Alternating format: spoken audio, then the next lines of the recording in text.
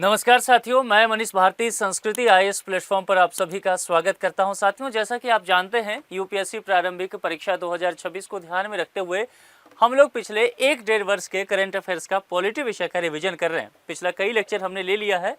आज का जो करंट अफेयर्स का पूरा सेगमेंट रहने वाला है वह सेंटर स्टेट रिलेशंस को रहने वाला है, यानी कि केंद्र राज्य संबंध कैसा होना चाहिए, इस बात को लेकर के हम चर्चा करेंगे और उसके अंतर्गत तमाम चीज़ों को देखेंगे कि किस तरह से राज्यों द्वारा स्वायत्तता की मांग की जा रही है या किस तरह से आगे चल कर देखा जाए इस तमाम जो विवाद रहते हैं राज्यों के बीच में या राज्य केंद्र के बीच में, इन सब चीज़ों से संबंधित कौन महत्वपूर्ण घटनाक्रम पिछले 1-1.5 साल में हुआ है, इससे संबंधित कौन से अनुच्छेद जो संविधान का रहा है वो चर्चा में आ गया है। इन तमाम चीज़ों पर विस्तार से देखेंगे। ठीक है, तो यहाँ पर ध्यान रखिएगा, ये एक ऐसा टॉपिक है जहां से यूपीएससी में अधिक प्रश्न पूछे जाते हैं पॉलिटी में, और ध्यान रखना है कि प्रश्न बहुत कठिन यहां से नहीं होते हैं, थोड़ा सा कॉम्प्लेक्स नेचर का होता है। अगर शब्दों पर ध्यान देंगे, भाषा पर ध्यान देंगे तो आपका काम चल जाएगा। कम से कम पीवाईक्यू से हम लोग यही समझ पाए हैं। तो चलिए यहां पर विस्तार से इन चीजों को देखते हैं। अब यहां पर देखेंगे तो पहला टॉपिक जो हमने चर्चा में लाया है वह है राज्यों द्वारा स्वायत्तता की मांग। ठीक है, ये पहला टॉपिक यहां पर हम रख रहे हैं। अब यहां पर देखिए, एक तस्वीर आप देख पा रहे हैं। ये तस्वीर किनकी है? तमिलनाडु के चीफ मिनिस्टर की। अब यहाँ पर क्या हुआ है ऐसा पिछले साल में कि यह टॉपिक चर्चा में रहा। दरअसल तमिलनाडु सरकार ने केंद्र सरकार से यह मांग किया कि राज्यों को और अधिकार देने के उद्देश्य से एक उच्च स्तरीय समिति का गठन किया जाए, और जिसे बाद में राजमन्नार समिति के नाम से जाना गया। किस नाम से जाना गया? राजमन्नार समिति। ये समिति का ध्यान रखिएगा नाम, चूंकि यहाँ से आपसे प्रश्न पूछा जा सकता है। अब चलिए जरा यहाँ पर देखते हैं क्या क्या हुआ है। भारतीय संघीय व्यवस्था की प्रमुख विशेषताएं यहाँ से इसलिए चर्चा में आया है। हम सब जानते हैं कि भारत जो है वह राज्यों का एक संघ है, परंतु राज्यों को हमारे यहाँ पूर्ण स्वायत्तता प्राप्त नहीं है। यानी कि हम कुल मिलाकर के एक तरह से देख सकते हैं कि अमेरिका के जैसा लगभग मतलब कुछ अंश तो है, लेकिन हम पूरी तरह से कॉपी पेस्ट अमेरिका का नहीं है। तो राज्यों का संघ होने के बावजूद भी हम राज्य को पूर्ण स्वायत्तता नहीं दे रहे हैं। सभी राज्यों के पास समान शक्तियां भी है। अगर यह देखा जाए कि आप कह सकते हैं कि उत्तर प्रदेश के पास अधिक शक्ति दिया गया है, तमिलनाडु को कम दिया गया है, या नागालैंड को अधिक दे दिया गया है और कर्नाटक को कम दिया है, तो ऐसा कुछ नहीं है। जितने भी राज्य हैं तमाम राज्यों को समान शक्ति दी गई है। समान शक्ति देने का तात्पर्य है कि सभी के लिए एक ही संविधान है और वो संविधान संघ का ही है, उसे ही सबको फॉलो करना है। जहां तक न्यायपालिका की बात करेंगे, न्यायपालिका भी अगर देश के स्तर पर देखेंगे तो सुप्रीम कोर्ट सबके लिए एक ही है। हाँ, हाई कोर्ट अगर बात करते हैं तो लगभग सभी राज्यों का अपना हाई कोर्ट है, और कुछ छोटे स्टेट हैं उनके लिए वो हो सकता है कि एक से अधिक राज्य मिलकर के उस हाई कोर्ट को साझा कर रहे हों। ठीक है, इसके अलावा समान नागरिक संहिता को लेकर के बात किया जाए, अखिल भारतीय सेवा यानी कि यूपीएससी के नजरिए में आप जैसे कि आईएएस, आईपीएस, आईएफओएस है, ये सारी चीज है। इसके अलावा चुनाव की जो व्यवस्था है वह भी लगभग एक जैसा ही है। तो कुल मिलाकर के देखा जाए, चाहे वो राज्य की जनसंख्या हो, चाहे वो राज्य के क्षेत्रफल के दृष्टिकोण से आकार हो, या फिर राज्य की राजनीतिक महत्व हो, राज्य किस क्षेत्र में स्थित है, राज्य में क्या भाषा बोली जाती है, इन तमाम चीज़ों को हमारा संविधान नज़रअंदाज करता है और सभी राज्यों को एक जैसा व्यवहार करता है, एक जैसा अवसर देता है। आप यहाँ पर एक प्रश्न मुझसे पूछ सकते हैं कि सर आप कह रहे हैं कि सभी राज्यों को एक जैसा व्यवहार करता है, तो फिर ये यूटी कहाँ से आ गया? फिर जो पावर आप देखेंगे बिहार के गवर्नर को है, वही पावर दिल्ली के या जम्मू कश्मीर के एलजी के पास क्यों नहीं है? ध्यान दीजिए, एक बात समझिए कि कुछ विशेष परिस्थिति में इस तरह के फैसले लेने पड़ते हैं, इसलिए कुछ जो है यूटी बनाया जाता है, यूनियन टेरिटरी, केंद्र शासित प्रदेश, ताकि ऐसे प्रदेशों की अगर देखा जाए पूरी तरह से कंट्रोल करना या वहां पर प्रशासनिक कार्य चलाना केंद्र अपने पास रखना चाहता है। जैसे कि जम्मू कश्मीर की ही बात करेंगे तो बार बार गृह मंत्री क्या कहते हैं कि राष्ट्रीय सुरक्षा का प्रश्न है, और उसको ध्यान में रखते हुए उसके मद्देनजर यूटी है, और जब ये मसला खत्म हो जाएगा तो पूर्ण राज्य का दर्जा दे दिया जाएगा। दिल्ली के लिए अपना आप देखते हैं कि इशू रहता है कि दिल्ली देश की राजधानी है, यहाँ पर प्राइम मिनिस्टर, प्रेसिडेंट सब रहते हैं। अगर इसको पूर्ण स्वायत्तता दे दिया जाए, पूर्ण राज्य का दर्जा दे दिया जाए, तो प्रशासनिक तौर पर इसमें और ज़्यादा परेशानी होगी। तो कुल मिलाकर के ये डिबेट जो है ना, आप कह सकते हैं कि कमोबेश अगर यूटी वाला इशूज को हटा दे, जो विशेष प्रावधान है, तो नहीं सभी तो स्टेट के लिए एक ही जैसा व्यवहार हमारा संविधान करता है। संविधान के अनुच्छेद 246 के अंतर्गत विषयों का विभाजन किया गया। साथियों, हमने पहले भी कहा था कि पॉलिटी में अनुच्छेद जो है, आर्टिकल जो है, वो इस विषय का पैर है, इसके सहारे ही ये विषय चला करता है। तो जहां भी अनुच्छेद की चर्चा हो वो आपको करना चाहिए। यूपीएससी में वैसे भी देखेंगे तो एक प्रश्न रहता है, 2-3 स्टेटमेंट रहता है। तो इस कंडीशन में क्या होता है कि स्टेटमेंट में आपको आजकल देखने को मैंने देखा है कि पिछले 5 साल से 1-2 फैक्ट पूछ दिया जाता है और उसमें आर्टिकल जैसे फैक्ट आ जाते हैं। तो संविधान के अनुच्छेद की जब चर्चा करेंगे तो 246 ध्यान रखिएगा। 246 में क्या है, क्यों इतना चर्चा में आता है? क्योंकि हम जो जानते हैं कि यहाँ पर हमारे संविधान में कई तरह की सूची है, जिसमें एक देखेंगे संघ सूची है, एक राज्य सूची है, एक समवर्ती सूची है। इन सूचियों के आधार पर यह बताया गया है कि कौन सा काम कौन करेगा, यानी कि वो संघ करेगा या फिर वो राज्य करेगा, या कोई काम ऐसे हैं कि दोनों मिलकर के करेंगे। तो पहली बात यह है कि इसमें विषयों की संख्या कितनी कितनी है। ये पहले भी प्रश्न आ चुका है, ध्यान रखिएगा, पीसीएस में तो कई बार पूछा जा चुका है। तो संघ सूची की अगर बात किया जाए तो उसमें विषयों की संख्या 97 है। राज्य सूची की विषय की बात किया जाए तो उसमें 66 है। वहीं पर समवर्ती सूची की बात की जाएगी तो वह 47 है विषय। अब यहाँ पर क्या तात्पर्य होता है? देखिए, संघ सूची कहने का तात्पर्य है कि ये जो 97 विषय हैं, इस पर कोई पॉलिसी मेकिंग का काम हो, कोई डिसीजन लेना हो, या केंद्र सरकार के द्वारा, संघ के द्वारा ही किया जाएगा। आप कहेंगे उदाहरण देकर के हमें समझा दीजिए। जैसे कि रक्षा मंत्रालय की बात करेंगे आप, है ना, जैसे कि रेलवे की बात करेंगे आप, तो ये सब किसके जिम्मे है बताइए? ये सब काम जो है वो संघ के जिम्मे है। फिर आप कहेंगे राज्य सूची के विषय में जरा बता दीजिए कि राज्य ही कोई काम करता हो। जैसे कि बहुत सारे काम है, जैसे कि पंचायत वगैरह को लेकर के बहुत सारे प्रावधान है, वो राज्य समिति के अंतर्गत ही आता है। इसके अलावा कहेंगे समवर्ती सूची, तो समवर्ती सूची ऐसा विषय होता है जिस पर राज्य और केंद्र दोनों मिलकर के काम करते हैं। जैसे शिक्षा की बात करेंगे, स्वास्थ्य की बात करेंगे, ये तमाम विषय, एग्रीकल्चर को लेकर के चर्चा किया जाए, ये सब समवर्ती सूची के विषय हैं। अब यहाँ पर समझिए, राज्य फिर डिमांड क्या कर रहा है? राज्य, विभिन्न राज्यों के द्वारा लंबे समय से ये डिमांड किया जा रहा है कि राज्य सूची में अधिक विषय जोड़े जाएं। अब फिर इससे क्या होगा? देखिए, संघ सूची में कितने विषय हैं? 97। 47 यहाँ पर है तो केंद्र का हस्तक्षेप तो है, तो कुल मिलाकर के राज्यों के पास तो 66 विषय ही है। यहाँ पर राज्य कह रहे हैं कि इसमें और विषय आप ऐड कर दीजिए। और विषय ऐड करेंगे तो क्या होगा? राज्यों को विभिन्न मुद्दे पर अधिक स्वायत्ता मिलेगा। यही बात राज्यों के द्वारा कहा जा रहा है। और कहा जा रहा है कि बहुत सारे जो समवर्ती सूची के विषय हैं, यानी कि समवर्ती सूची मतलब है कि राज्य और संघ दोनों है, तो राज्यों का कहना है कि दरअसल समवर्ती सूची के कई ऐसे विषय हैं जो संघ के पास नहीं होना चाहिए, यानी कि संघ का उसमें हस्तक्षेप नहीं होना चाहिए। तो समवर्ती सूची के कुछ विषय को राज्यों की सूची में ट्रांसफर कर दिया जाए। क्लियर है चीजें? अब जो एक समिति को लेकर के मैंने चर्चा किया वो है राजमन्नार कमेटी। अब राजमन्नार कमेटी को ध्यान से रखिए, मैं अभी भी आपसे कह रहा हूं कि पूरी संभावना है कि यह अनुच्छेद 246 पूछते हुए राजमन्नार कमेटी पर प्रश्न आ सकता है इस बार। तो राजमन्नार कमेटी को जब ये बनाया गया, कहा गया कि आप जरा देखिए किस तरह से संबंध वगैरह बेहतर हो सकता है केंद्र राज्य का, क्या किया जाए, तो इस कमेटी ने कुछ सुझाव दिया। सुझाव के तौर पर यह कहा कि संविधान में ऐसे प्रावधान किए जाने चाहिए जिससे राज्यों को अधिक अधिकार मिले और उन्हें अधिक स्वायत्ता प्राप्त हो सके तथा केंद्र के साथ शक्तियों का संतुलन बन सके। कुल मिलाकर के राज्य को ऐसा नहीं लगना चाहिए कि पूरी सरकार, पूरी व्यवस्था जो है वह केंद्र पे जाकर के झुक गया है, उसकी कोई पूछ ही नहीं रहा है, उसका कोई महत्व ही नहीं रहा है। तो ये ध्यान रखिएगा। और ये किसने कहा है, किसने सुझाव दिया? राजमन्नार समिति। तो राजमन्नार समिति के अगर सिफारिशों पर बात किया जाए, आपसे प्रश्न रहे तो आप इस बात को ध्यान दिलाएंगे कि यह राज्यों को अधिक स्वायत्ता देने की वकालत करता है। अगर इतनी बात आपको ध्यान रहे तो कहीं से भी स्टेटमेंट घुमाएगा आप समझ पाएंगे। ध्यान रखिएगा, चाहे आप कितना भी पढ़ के जाएं, लेकिन यूपीएससी के प्रश्न में स्टेटमेंट आपको घुमा ही देगा। तो आपको क्या करना पड़ेगा? आपको अपना कॉन्सेप्ट बहुत क्लियर रखना पड़ेगा और फिर समझना पड़ेगा कि स्टेटमेंट क्या दिया है, उसको ठीक से पढ़िए, बिटवीन द लाइन स्टडी कीजिए, आपने जो पढ़ा है उससे मैच कीजिए और फिर प्रश्नों का जवाब दीजिए। और इन सब तमाम चीज़ों के लिए आपको प्रैक्टिस सेट लगाने पड़ेंगे प्रीलिम से पहले। तो ये सारे काम आप निश्चित तौर पर करते हुए नजर आते हैं। चलिए, संवैधानिक प्रावधान को लेकर के चर्चा करते हैं। कुछ अनुच्छेद इससे मैं बता देता हूं जो कि महत्वपूर्ण है, फिर इस डिबेट को आगे बढ़ाएंगे। अनुच्छेद 248। अनुच्छेद 248 क्या है? अपशिष्ट शक्तियां संसद के पास होती है, यह बातें यह करता है। इसके अलावा 249 की बात करेंगे, राष्ट्रीय हित में संसद राज्य सूची के विषयों पर भी कानून बना सकता है। ऐसा कोई मुद्दा रहता है तो जैसा मैंने कहा कि राज्य सूची जो है राज्यों के पास ही रहता है, लेकिन उसमें 66 विषय है, लेकिन राष्ट्रीय हित के हिसाब से फिर उस 66 विषय में भी कोई विषय जो है उस पर कानून बनाने का अधिकार कौन रखता है? संघ रखता है। यानी कि संघ की पोजीशन को थोड़ा सा ज्यादा तो दिया गया, अपर हैंड दिया गया है।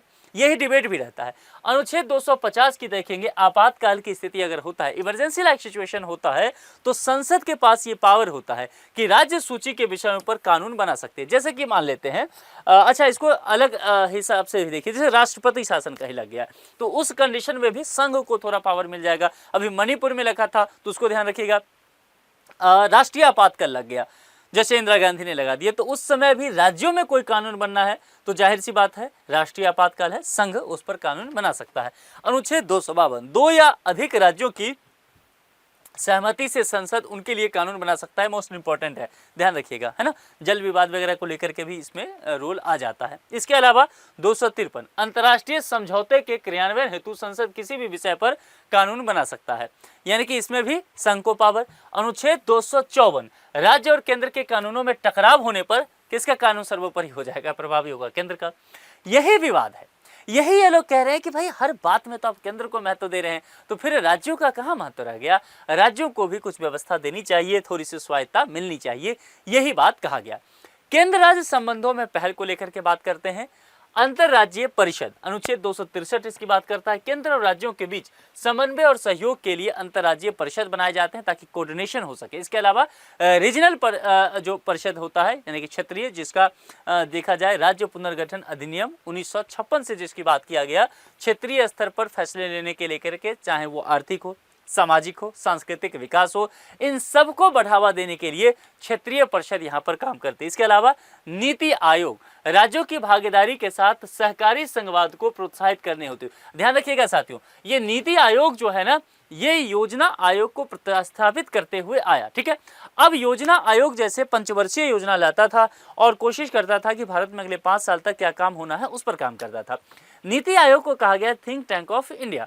भारत सरकार भारत के लिए एक तरह से वैचारिक संस्था है, विभिन्न विषयों पर रिपोर्ट जारी करता है, एक तरह से मॉनिटरिंग करता है, फीडबैक देने का काम करता है, सुझाव देने का काम करता है और राज्यों की भागीदारी लेकर के सहकारी संघवाद को आगे बढ़ाने की बात करता है। जीएसटी परिषद काफी चर्चा में रहता है, अनुच्छेद 279A, ध्यान रखिएगा, कर व्यवस्था में केंद्र और राज्यों के बीच कोऑर्डिनेशन के लिए जीएसटी परिषद कार्य करता है। चूंकि जीएसटी को लेकर के आप जानते हैं कि राज्य और केंद्र के बीच में 36 का आंकड़ा चलता रहता है, इससे पहले बिहार के साथ भी था, अब बिहार के साथ नहीं है चूंकि वहां पर सेम पार्टी हो गया। लेकिन यही चीज आप देखेंगे कर्नाटक में, तमिलनाडु में, खास करके बंगाल में बहुत ज्यादा चर्चा में रहता है, तो ये ध्यान रखिएगा। इसके अलावा वित्त आयोग, वित्त आयोग इंपॉर्टेंट है ना, वित्त आयोग का अनुच्छेद 280 जो है वह भी इंपॉर्टेंट है। और दूसरी बात, वित्त आयोग ये ध्यान देता है कि फंड जो है केंद्र और राज्यों को वित्तीय संसाधन उपलब्ध कराता है, वित्तीय अनुशासन की बात करता है, उनके पैसे जो है वह वितरण करने का काम करता है। तो कुल मिलाकर के ये टॉपिक समझ गए ना, यहां से कई ऐसे विषय रहा है जहां पर आपसे प्रश्न पूछा जा सकता है, उसको ध्यान रखिएगा। अब चलते हैं दूसरा क्या है, राज्य का पुनर्गठन, रीऑर्गेनाइजेशन ऑफ स्टेट। अब ये क्यों चर्चा में आया, देखिए अभी उत्तराखंड ने अपना गठन का 25 वर्ष पूरा कर लिया। अब समझिए 2000 ईस्वी में क्या हुआ, भारतीय जनता पार्टी जो है वैसे भी छोटे राज्यों को निर्माण को लेकर के हमेशा सहमति देती है कि छोटे राज्य का निर्माण होना चाहिए, विकास का कार्य होते हैं। तो क्या हुआ कि 2000 में उत्तर प्रदेश से काट करके उत्तराखंड बनाया गया। उत्तर प्रदेश का जो पहाड़ी हिस्सा रहा उनको अलग करके कहा गया कि इसको पहले उत्तरांचल नाम था, उसके बाद उत्तराखंड कर दिया गया, ठीक है। मध्य प्रदेश का एक बड़ा हिस्सा जो कह सकते हैं जनजातीय वाला हिस्सा था, उसको अलग करके यानी कि छत्तीसगढ़ का हिस्सा वो अलग कर दिया गया और बिहार से भी ट्राइबल्स का हिस्सा अलग किया गया जो कि झारखंड का हिस्सा कहते हैं। तो कुल मिलाकर के अगर देखा जाए तो ये सारे जो स्टेट हैं ये अपने गठन के 25 वर्ष पूरे कर रहे हैं। तो कुल मिलाकर के यहाँ से प्रश्न पूछे के जाने के चांसेज आपको रहने वाले हैं। नए राज्यों के गठन की प्रक्रिया को लेकर के चर्चा कीजिए। हालांकि अभी ये इसलिए चर्चा में भी है कि हाल ही में अमित शाह सीमांचल जो बिहार का एकदम अब कह के बंगाल बॉर्डर के तरफ का एरिया है, सीमांचल का कोसी बेल्ट का एरिया है, वहां पर 3 दिन के लिए विजिट के लिए गए हैं। अब इस बात को लेकर के चर्चा शुरू हो गया है कि एक नया राज्य इस देश में बन सकता है और वह यूटी के फॉर्म में आ सकता है, यूनियन टेरिटरी, खास करके बिहार का सीमांचल वाला हिस्सा जिसमें सहरसा, सुपौल, अररिया, किशनगंज, कटिहार, पूर्णिया, ये सारे डिस्ट्रिक्ट हो, और कुछ जो है न्यू जलपाईगुड़ी वगैरह जो है, और चिकन नेक वाला एरिया, वो बंगाल का ऊपर का हिस्सा लेकर के एक यूटी बनाया जा सकता है, जिस पर केंद्र सरकार अपने नजरिए से अपने पास रखना चाहेगी। क्योंकि किस तरह से अभी चिकन नेक पर देखेंगे, सिलीगुड़ी कॉरिडोर जिसको कहते हैं, बांग्लादेश की वजह से विवाद होने से क्या स्थिति उत्पन्न हुआ है सामरिक दृष्टिकोण से, तो संभव है उस जगह को केंद्र सरकार अपने पास रखना चाहे, तो एक नए स्टेट को लेकर के भी बात की जा रही है। तो यहाँ पर इन तमाम बातों को लेकर के ये थोड़ा इंपॉर्टेंट हो गया है। अनुच्छेद 3, यह अनुच्छेद नए राज्य के गठन तथा मौजूदा राज्यों में क्षेत्र बढ़ाना घटाना हो, सीमा बढ़ाने घटानी हो, नाम में परिवर्तन से संबंधित प्रावधान हो, इन सब को लेकर के बात करता है। तो अनुच्छेद 3 बहुत महत्वपूर्ण है, नए राज्य के गठन को लेकर के ध्यान दीजिएगा। इसके अलावा नाम परिवर्तन, तो केरल का नाम क्या हुआ है आप लोग जानते हैं ना, केरलम, नोट कर लीजिएगा, इस वजह से भी ये चर्चा है। कौन सा, अनुच्छेद 3। इसके अलावा दिल्ली का नाम इंद्रप्रस्थ करने की बात की जा रही है। इससे पहले कलकत्ता, कोलकाता जिस तरह से मतलब शहर का नाम हुआ, बम्बई, मुंबई हुआ, तो ये सब ध्यान रखिएगा किस तरह से परिवर्तन होता है। जैसे कि प्रयागराज, इलाहाबाद से प्रयागराज हुआ, फैजाबाद से अयोध्या हुआ, यहाँ स्टेट के नाम बदलने की बात की जा रही है। तो इस सब चीज़ों को आपको थोड़ा ध्यान रखना है, ऐसे कोई टॉपिक रहे तो यहाँ से प्रश्न बनने के चांसेस रहता है। इसके अनुसार संसद कानून बनाकर नया राज्य बना सकती है। अनुच्छेद 3 के आधार पर किसी राज्य के क्षेत्र का विभाजन या विलय कर सकती है, ठीक है। किसी राज्य की सीमाओं का नाम में परिवर्तन कर सकती है। ये सब कहाँ से होगा, अनुच्छेद 3 में, तो ये ध्यान रखिएगा। और यहाँ पर केरलम जब हुआ है तो बंगाल से भी विवाद शुरू हुआ है कि बंगाल भी अपना नाम पश्चिम बंगाल से बदल के बांग्ला रखना चाहता है। तो जाहिर सी बात है ममता बनर्जी ये कहती नजर आई कि जब केरल का नाम बदल गया तो फिर बांग्ला क्यों नहीं हुआ। राष्ट्रपति की सिफारिश को लेकर के कहा जा रहा है कि ऐसा विधेयक संसद में किसी भी सदन में केवल राष्ट्रपति की सिफारिश पर ही प्रस्तुत किया जाता है अगर नाम वगैरह बदलने की बात हो, और राज्य विधानमंडल से परामर्श जरूर लिया जाएगा। विधेयक प्रस्तुत करने से पहले राष्ट्रपति उसे संबंधित राज्य की विधानमंडल को भेजते ही हैं ताकि वह निर्धारित समय के भीतर अपना मत व्यक्त कर सके। हालांकि राज्य की सहमति बाध्यकारी नहीं होती है। संसद इसे किस बहुमत से, साधारण बहुमत से नया राज्य बना सकता है। तो देखिए यहाँ पर फिर सर्वोच्चता किसकी ज्यादा हो गई, संसद की। यहाँ पर राज्य से सहमति मांगा गया है पर बाध्यकारी नहीं, आप नहीं देना चाहते तब भी पार्लियामेंट चाहे तो काम कर दे, ठीक है। तो ये सब थोड़ा ध्यान रखना है। राज्य पुनर्गठन से संबंधित कुछ न्यायिक निर्णय क्या है, जिसमें से बेहरूबारी यूनियन मामला 1960 का रहा है। क्या यह मामला था, सर्वोच्च न्यायालय ने यह निर्णय दिया था कि अनुच्छेद 3 के अंतर्गत संसद को किसी राज्य के क्षेत्र का पुनर्गठन करने की शक्ति है, परंतु भारतीय क्षेत्र को किसी विदेशी क्षेत्र को सौंपने की शक्ति इसमें शामिल नहीं है। यानी कि आप देश के किसी भूभाग को किसी दूसरे देश को नहीं दे सकते, विदेश को नहीं दे सकते। किसी विदेशी देश को भारतीय क्षेत्र सौंपने के लिए अनुच्छेद 368 क्या है, संविधान संशोधन की जो बात करते हैं उससे गुजरना पड़ेगा। इसके परिणाम स्वरूप 9वां संविधान संशोधन अधिनियम 1960 पारित किया गया, जिसके तहत कुछ क्षेत्रों को पाकिस्तान को हस्तांतरित जो है वो किया गया। तो ये ध्यान रखिएगा, इंपॉर्टेंट है। अंतरराज्यीय जल विवाद, inter state water dispute, ISWD। अब ये क्या है समझिए। अब बहुत सारी नदियों को लेकर के विवाद होता रहा है विभिन्न राज्यों में। भारत में एक तरह से नदियों की भरमार है, बहुत सारी नदियां हम कई राज्यों से साझा करते हैं, तो जल बंटवारे को लेकर के विवाद होता है। इन विवादों के समाधान के लिए यहाँ पर संविधान विशेष तरह के प्रावधान करता है। जैसा कि आपने देखा होगा कावेरी जल विवाद बहुत फेमस रहा। इसके अलावा यमुना नदी का जो जल रहा उसमें दिल्ली, हरियाणा, पंजाब ये उलझता रहता है। तो यहाँ पर इन सब चीज़ों को लेकर के प्रावधान किया गया। संवैधानिक प्रावधान की बात करेंगे तो अनुच्छेद 262 संसद को यह अधिकार देता है कि वह अंतर्राज्यीय जल विवादों के निपटारे के लिए कानून बना सकता है। किसको अधिकार देता है, संसद को। देखिए संसद यह भी प्रावधान कर सकती है कि ऐसे मामलों में न्यायालयों का अधिकार क्षेत्र सीमित या समाप्त भी हो जाए। ट्रिब्यूनल के माध्यम से भी इसमें काम बन जाता है। ट्रिब्यूनल मैंने आपको पहले पढ़ाया है। वैधानिक प्रावधान क्या है, अंतर्राज्यीय जल विवाद अधिनियम 1956, ये समझ लीजिए। यदि 2 या अधिक राज्यों के बीच नदी जल बंटवारे को लेकर के विवाद हो तो केंद्र सरकार न्यायाधिकरण यानी कि ट्रिब्यूनल की स्थापना कर सकती है, और न्यायाधिकरण का जो निर्णय होगा आप जानते हैं वो बाध्यकारी होता है। तो नदी बोर्ड अधिनियम 1956 भी है। नदी घाटियों के विकास और समन्वयन के लिए नदी बोर्ड की स्थापना का प्रावधान इसके अंतर्गत किया गया है। इसके अलावा एक और है संशोधन अधिनियम 2019 के संशोधन के तहत कहा गया कि अस्थायी न्यायाधिकरण की व्यवस्था की गई है। विवाद के समाधान के लिए समय सीमा निर्धारित किया गया है, यानी कि अनंत काल तक ये नहीं चल सकता। इसके अलावा डेटा कलेक्शन और मैनेजमेंट के लिए एक एजेंसी की स्थापना का भी प्रावधान इसके अंतर्गत करने की बात की गई है। अंतर्राष्ट्रीय जल विवाद से संबंधित कुछ प्रमुख बिंदु हैं, जरा उसको समझ लेते हैं। न्यायाधिकरण का निर्णय केंद्र सरकार की अधिसूचना के बाद ही लागू होगा।